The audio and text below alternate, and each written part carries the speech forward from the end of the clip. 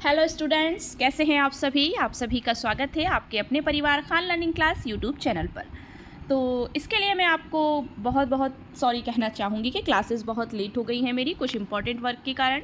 सो आज मेरी जो क्लास है जीके जीएस की, वो आपको बहुत ज़्यादा बेनिफिट मिलने वाला है उस क्लास से।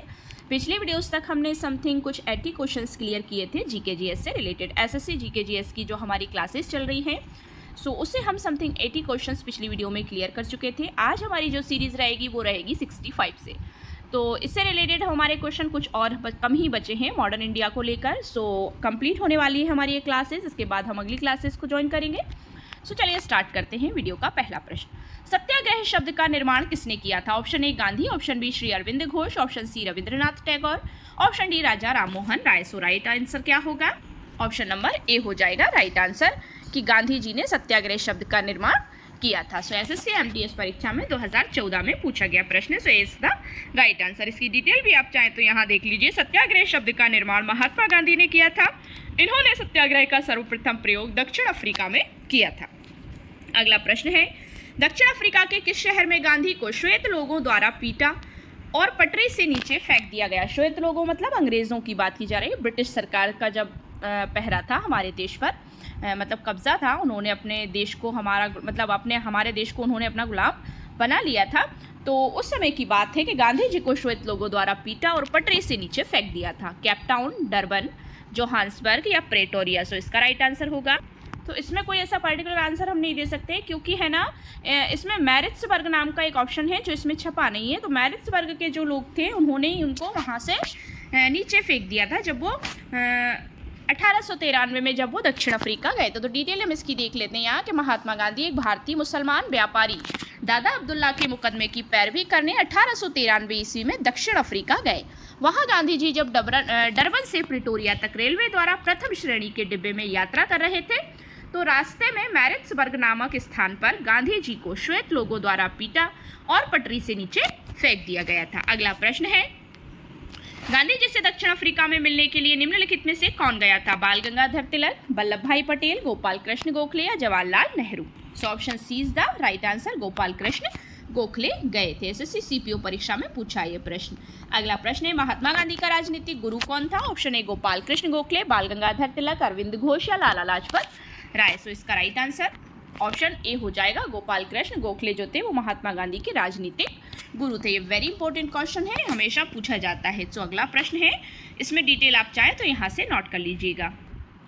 1918 में महात्मा गांधी सूती कपड़ा कारखानों के मजदूरों के बीच सत्याग्रह आंदोलन चलाने ब्लैंक जा पहुंचे। Option A Madras, option B Bombay, option C Surat, option D Ahmedabad.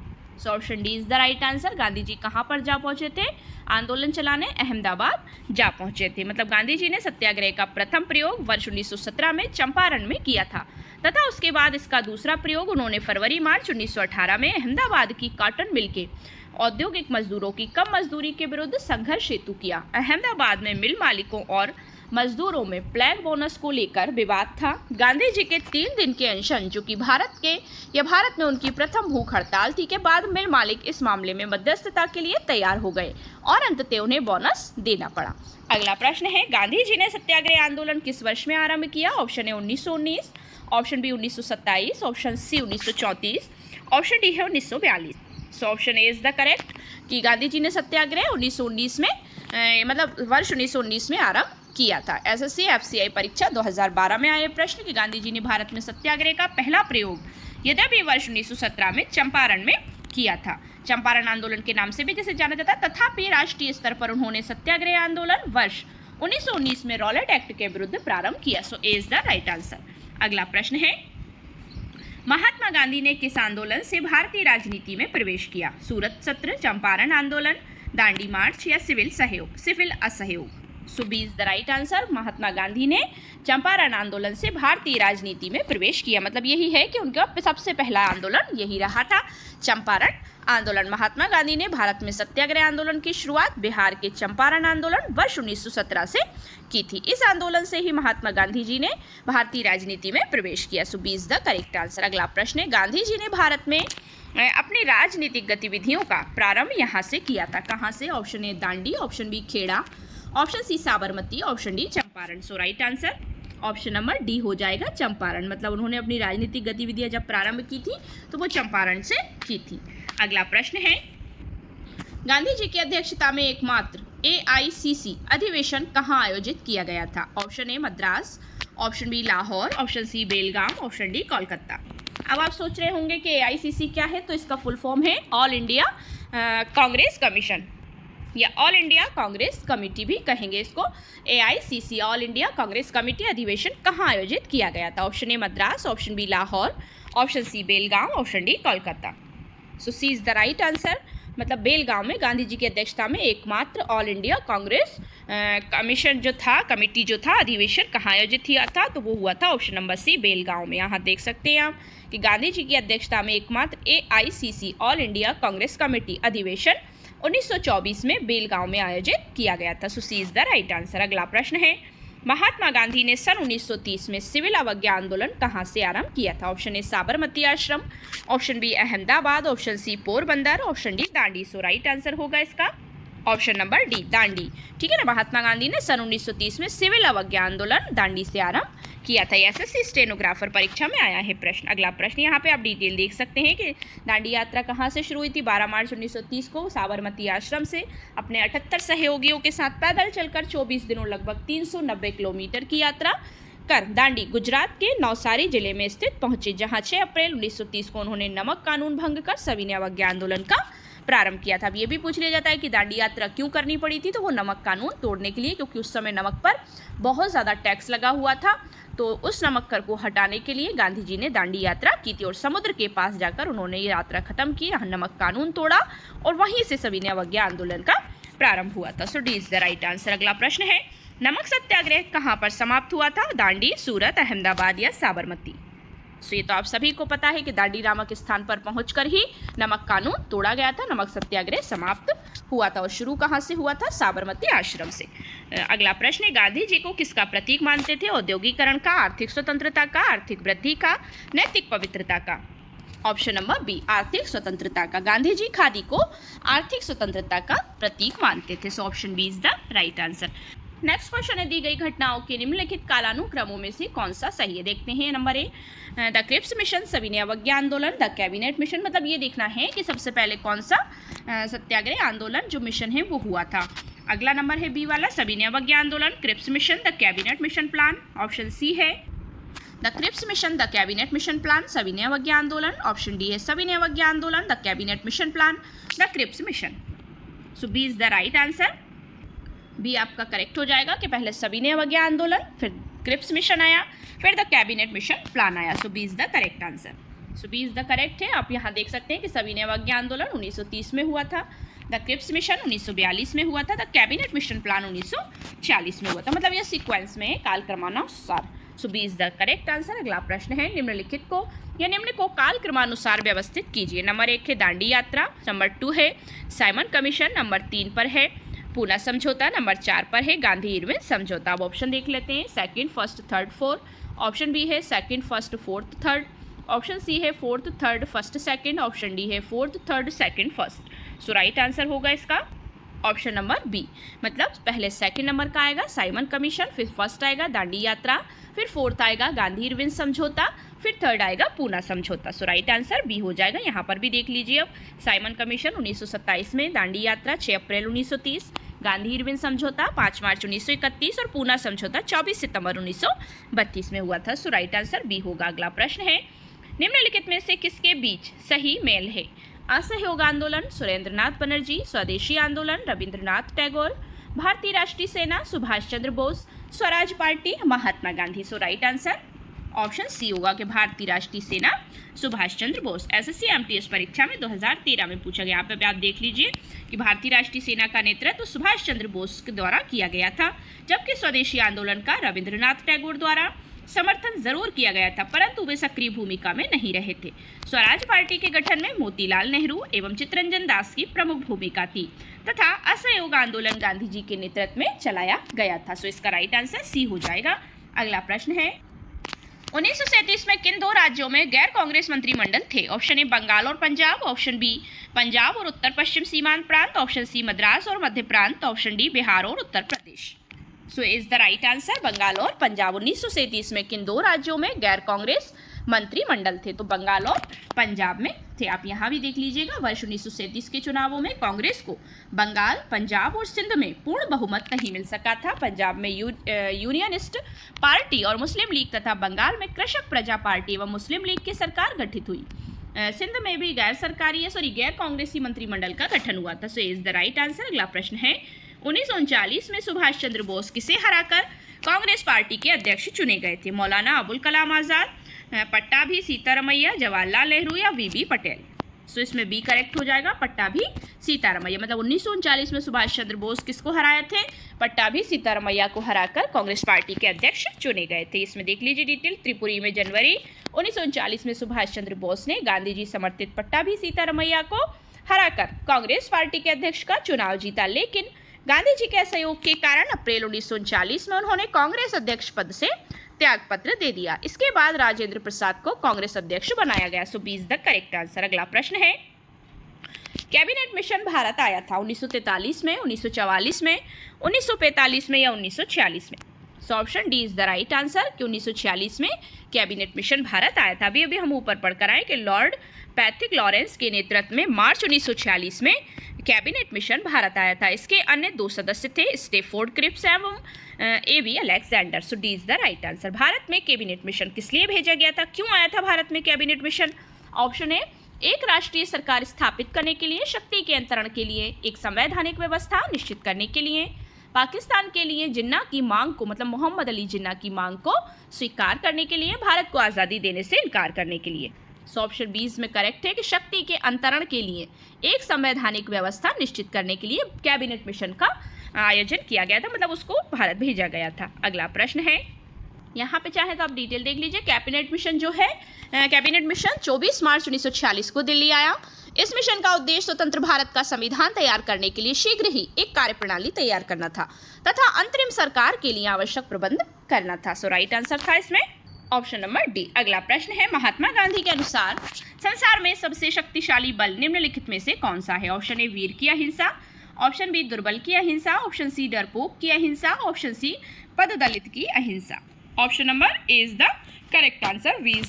वीर की अहिंसा जो है महात्मा गांधी के अनुसार संसार में सबसे शक्तिशाली बल है। सो A is the correct answer. अगला प्रश्न है, महात्मा गांधी के बारे में निम्नलिखित में से क्या सही नहीं है? गांधी जी साधनों की पवित्रता में विश्वास करते थे। गांधी जी ने धर्म और राजनीति के बीच निकट संबंध का समर्थन किया। गांधी जी ने राजनीति को धर्म से पूरी तरह अलग रखने की वकालत की। गांधी जी अहिंसा में विश्वास करते थे। सो इसका राइट आंसर सी होगा, मतलब गांधी जी ने राजनीति को धर्म से पूरी तरह अलग रखने की वकालत की। तो ये कथन इसमें सही नहीं है, क्योंकि गांधी जी ने कभी भी ऐसा नहीं किया। यहाँ देख लीजिए कि गांधी जी साधनों की पवित्रता में विश्वास करते थे। उन्होंने राजनीति को धर्म के दायरे में रखना चाहा था। उनकी दृष्टि में जो लोग ये कहते हैं कि धर्म का राजनीति से कोई संबंध नहीं है, वे वास्तव में यह नहीं जानते हैं कि धर्म क्या है।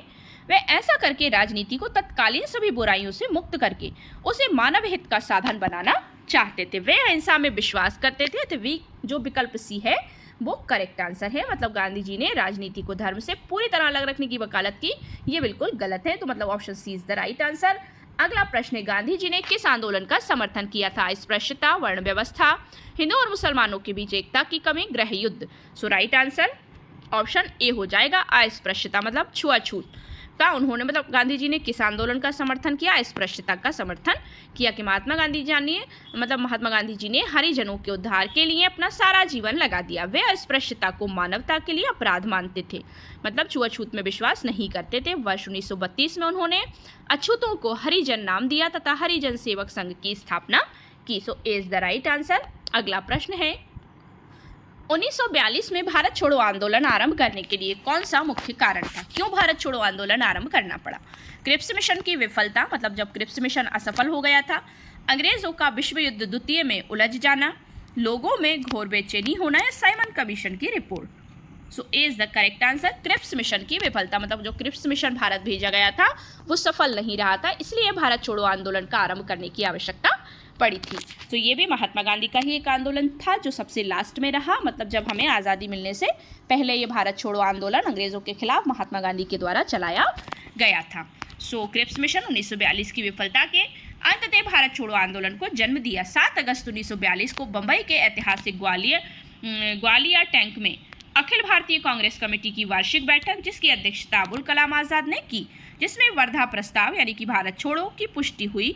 8 अगस्त 1942 को प्रस्ताव स्वीकार कर लिया गया और 9 अगस्त 1942 को भारत छोड़ो आंदोलन आरंभ हो गया था। सो इज द राइट आंसर। अगला प्रश्न है, अंग्रेजों के लिए गांधी जी का प्रसिद्ध भारत छोड़ो आंदोलन का आरंभ कब हुआ था? तो वेरी सिंपल क्वेश्चन है, अभी अभी हमने पढ़ा है, आप समझ गए होंगे। 1942, 1941, 1943, 1940। तो कब आरंभ हुआ था भारत छोड़ो आंदोलन? ऑप्शन ए राइट आंसर है। 1942 में भारत छोड़ो आंदोलन का आरंभ हो गया था, क्योंकि क्रिप्स मिशन विफल हो गया था। अगला प्रश्न है, भारत छोड़ो आंदोलन 1942 में किस महीने में शुरू किया गया था? जनवरी, मार्च, अगस्त या दिसंबर? तो ये भी अभी हमने ऊपर पढ़ा है। ऑप्शन नंबर सी अगस्त में, 7 अगस्त थे और 1942 में यह आंदोलन शुरू कर दिया गया था। अगला प्रश्न है, क्रिप्स मिशन भारत में कब आया? तो ये भी अभी आपको पता है, 1946, 1945, 1942 या 1940। So option C is the right answer. Cripps mission भेजा गया था, तभी उसकी सफल ना होने पर भारत छोड़ो आंदोलन शुरू हुआ था। तो क्रिप्स मिशन भारत में कब आया? 1942 में आया। So option C is the right answer.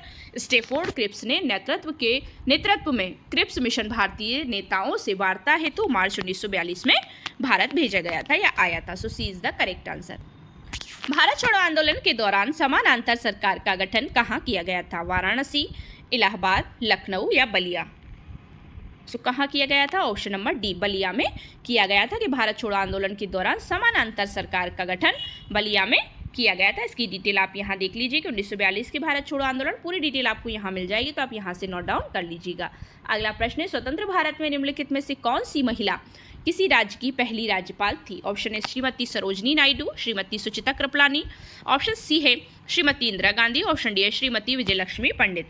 So A is the right answer. Shrimati Sarojini Naidu जो थी वो स्वतंत्र भारत में निम्नलिखित में से पहली महिला रही हैं। श्रीमती सरोजनी नायडू मतलब राज्यपाल रही थी। सो A is the correct answer. स्वतंत्र भारत में उत्तर प्रदेश तत्कालीन संयुक्त प्रांत की प्रथम राज्यपाल 15 अगस्त 1947 से 2 मार्च 1949 तक रही श्रीमती सरोजनी नायडू।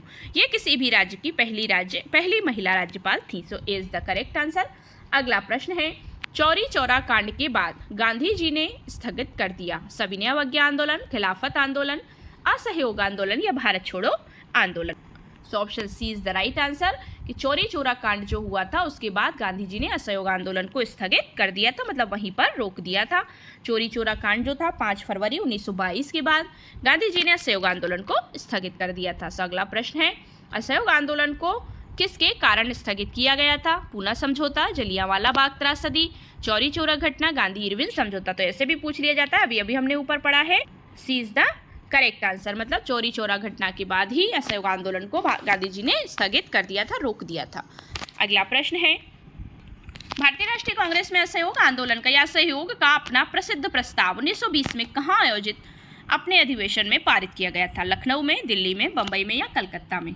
सो D is the correct answer. कहाँ किया गया था? कलकत्ता में किया गया था। भारतीय राष्ट्रीय कांग्रेस ने असहयोग का अपना प्रसिद्ध प्रस्ताव 1920 में कलकत्ता में अपने अधिवेशन में पारित किया था। So D is the right answer कि भारतीय राष्ट्रीय कांग्रेस ने असहयोग का अपना प्रसिद्ध प्रस्ताव वर्ष 1920 में कलकत्ता में स्वीकार किया था। यह एक विशेष अधिवेशन था जिसकी अध्यक्षता लाला लाजपत राय ने की थी। So D is the right answer. अगला प्रश्न है, किस आंदोलन को हिंदुओं और मुसलमानों दोनों का समर्थन मिला था?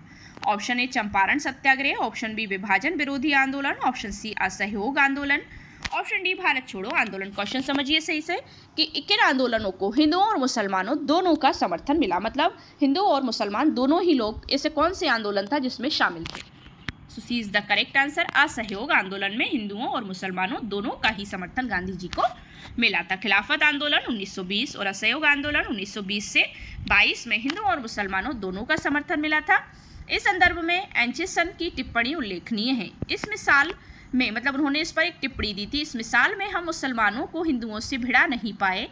इसी संदर्भ में गांधी जी ने कहा था, हिंदुओं और मुसलमानों की एकता के एक ऐसे अवसर के रूप में देखा जो 100 वर्षों में भी पुनः प्रस्तुत नहीं होगा। सो वेरी इंपॉर्टेंट लाइन है ये। सो इसका राइट आंसर सी हो जाएगा। अगला प्रश्न है, सत्याग्रह के 3 प्रमुख स्वरूप कौन से हैं? क्रांति, जनमत तथा बहिष्कार, ऑप्शन बी असहयोग, सविनय अवज्ञा तथा बहिष्कार, ऑप्शन सी बहिष्कार, सविनय अवज्ञा तथा विद्रोह, ऑप्शन डी असहयोग, क्रांति तथा अस्वीकार यानी कि जनमत संग्रह। सो राइट आंसर ऑप्शन बी हो जाएगा, असहयोग, सविनय अवज्ञा तथा बहिष्कार। ये सत्याग्रह के 3 प्रमुख स्वरूप हैं। सो जो होगा आपका B is the right answer.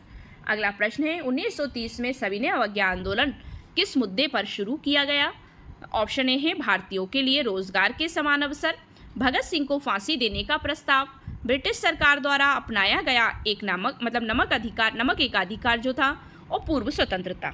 So C is the correct answer कि ब्रिटिश सरकार द्वारा अपनाया गया नमक एकाधिकार, इस मुद्दे पर सविनय अवज्ञा आंदोलन को शुरू किया गया था जब उनकी दांडी यात्रा समाप्त हुई थी दांडी नामक स्थान पर, और वहीं से सविनय अवज्ञा आंदोलन की शुरुआत हुई थी। सो राइट आंसर सी हो जाएगा। अगला प्रश्न है गांधी जी की दांडी यात्रा निम्न में से किसका उदाहरण है? ऑप्शन ए सीधी कार्रवाई, ऑप्शन बी बहिष्कार, ऑप्शन सी सविनय अवज्ञा, ऑप्शन डी असहयोग। So right answer option number C हो जाएगा, सविनय अवज्ञा के। गांधी जी की जो दांडी यात्रा है निम्न में से किसका उदाहरण है? वो सविनय अवज्ञा आंदोलन का उदाहरण है, क्योंकि दांडी यात्रा के खत्म होने के बाद ही सविनय अवज्ञा आंदोलन की शुरुआत हुई थी। अगला प्रश्न है महात्मा गांधी द्वारा सविनय अवज्ञा आंदोलन किस वर्ष में शुरू किया गया था? Option A 1928, option B 1930, option C 1931, option D 1922।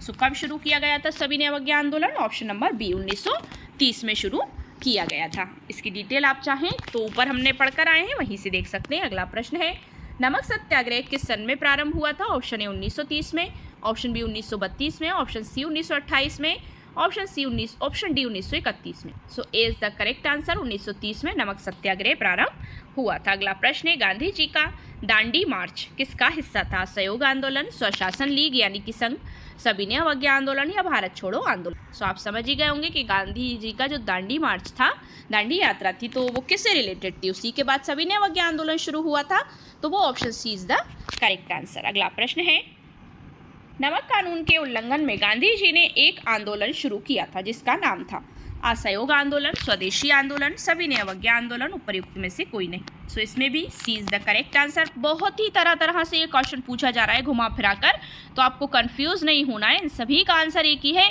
नमक कानून, दांडी मार्च, दांडी यात्रा, जहाँ ये पूछ लिया जाए, इससे रिलेटेड कुछ पूछ लिया जाए तो वो सविनय अवज्ञा आंदोलन से जुड़ा होगा। नमक कानून के उल्लंघन में गांधी जी ने एक आंदोलन शुरू किया था, कौन सा था? सविनय अवज्ञा आंदोलन था। Very interesting and simple question है। अगला प्रश्न है पूर्ण स्वराज की शपथ कांग्रेस के किस अधिवेशन में ली गई थी? कलकत्ता, लाहौर, इलाहाबाद या Madras? So option B is the right answer, Lahore. Purna Swaraj की शपथ कांग्रेस के किस अधिवेशन में? सो लाहौर अधिवेशन में ली गई थी पूर्ण स्वराज की शपथ। कांग्रेस का 44वां अधिवेशन 29 से 31 दिसंबर 1929 को जवाहरलाल नेहरू की अध्यक्षता में लाहौर में हुआ था। इसी अधिवेशन में पूर्ण स्वराज का प्रस्ताव पारित किया गया। 31 दिसंबर 1929 को अर्धरात्रि के समय, मतलब आधी रात के समय, जवाहरलाल नेहरू ने रावी नदी के तट पर स्वतंत्रता का द्योतक तिरंगा फहराया। 26 जनवरी 1930 को स्वतंत्रता दिवस मनाने का निश्चय किया था। मतलब उन्होंने कब किया था? 26 जनवरी 1930 को स्वतंत्रता दिवस मनाने का निश्चय किया था। मतलब डिक्लेयर नहीं हुआ था, निश्चय किया था। कंफ्यूज नहीं होना है आपको। सो इसका राइट आंसर बी हो जाएगा। अगला प्रश्न है भारतीय राष्ट्रीय कांग्रेस के किस सत्र में पूर्ण स्वराज की घोषणा की गई थी? कराची, लाहौर, कलकत्ता, नागपुर। सो अभी हमने ऊपर पढ़ा है पूर्ण स्वराज कहाँ हुआ था, कौन से अधिवेशन में हुआ था? लाहौर अधिवेशन में उसकी मांग की गई थी, घोषणा की गई थी। तो भारतीय राष्ट्रीय कांग्रेस के किस सत्र में पूर्ण स्वराज की घोषणा की गई थी? तो वो लाहौर वाला जो पूर्ण स्वराज जो अधिवेशन था, लाहौर अधिवेशन, उसी में की गई थी। अगला प्रश्न है भारतीय राष्ट्रीय कांग्रेस ने किस सत्र में पूर्ण स्वराज प्रस्ताव स्वीकार किया था? 1916 में लखनऊ सत्र, 1924 में बेलगांव सत्र, 1929 में लाहौर सत्र, 1931 में कराची सत्र। सो इसका आंसर भी ऑप्शन सी होगा, लाहौर सत्र। पूर्ण स्वराज जहां बात आ जाए तो वो लाहौर अधिवेशन से ही जुड़ा है। बहुत तरह से ये क्वेश्चन पूछा जा रहा है, तो आपको थोड़ा सा ध्यान रखना है कि कहीं कंफ्यूज होकर गलत आंसर ना लगाएं आप। तो इसका सी इज द करेक्ट आंसर। अगला प्रश्न है स्वतंत्र भारत के प्रथम अध्यक्ष कौन थे? Shrimati Sarojini Naidu, option B Frank Anthony, option C K M. Munshi, option D G V. Mavalankar. So D is the right answer, G V. Mavalankar स्वतंत्र भारत के प्रथम अध्यक्ष थे। मतलब स्वतंत्र भारत के प्रथम लोकसभा अध्यक्ष स्पीकर गणेश वासुदेव मालवंकर। जी.वी. मावलंकर उनका शॉर्ट फॉर्म है नाम का, है ना। उनका पूरा नाम है गणेश वासुदेव मावलंकर थे। पंडित जवाहरलाल नेहरू ने उन्हें लोकसभा के पिता की उपाधि से सम्मानित किया था। तो दी इज द राइट आंसर। अगला प्रश्न है सर्वोदय और भूदान आंदोलन से कौन संबद्ध है? Acharya Narendra Dev, G K. Gokhale, M G. Ranade, Acharya Vinoba Bhave. So D is the correct answer, Acharya Vinoba Bhave. Sarvodaya और भूदान आंदोलन से आचार्य विनोबा भावे संबंधित थे। इन्होंने भूदान आंदोलन 18 अप्रैल 1951 को आंध्र प्रदेश के पोचमपल्ली से प्रारंभ किया था। So D is the right answer. आज के वीडियो का हमारा लास्ट क्वेश्चन है, सर्वोदय की अवधारणा के संस्थापक कौन थे? महात्मा गांधी, जयप्रकाश नारायण, विनोबा भावे, के.जी. मशरूवाला। सो राइट आंसर होगा इसका ऑप्शन नंबर ए, महात्मा गांधी। सर्वोदय की अवधारणा के संस्थापक कौन थे? महात्मा गांधी थे। तो इसकी डिटेल आप चाहें यहाँ देख लीजिए कि आधुनिक समय में सर्वोदय शब्द का पहली बार प्रयोग महात्मा गांधी ने किया था। व्युत्पत्ति की दृष्टि से सर्वोदय का अर्थ है सभी के उदय या कल्याण। इस अवधारणा को गांधी जी ने जॉन रस्किन की पुस्तक अनटू दिस लास्ट से लिया था। तो ए इज द राइट आंसर। सो ये थी हमारी 40 क्वेश्चंस की very important class. I hope so आपको वीडियो पसंद आया होगा। अगर वीडियो पसंद आया सो वीडियो को लाइक शेयर करिए, चैनल को सब्सक्राइब कर लीजिए। सब्सक्राइब करते वक्त बेल आइकन प्रेस करना बिल्कुल ना भूलें, जिससे कि आप हमारी कोई भी लेटेस्ट अपलोड को मिस ना करें। Thanks for watching my video and see you again with the next video. Thank you so much once again.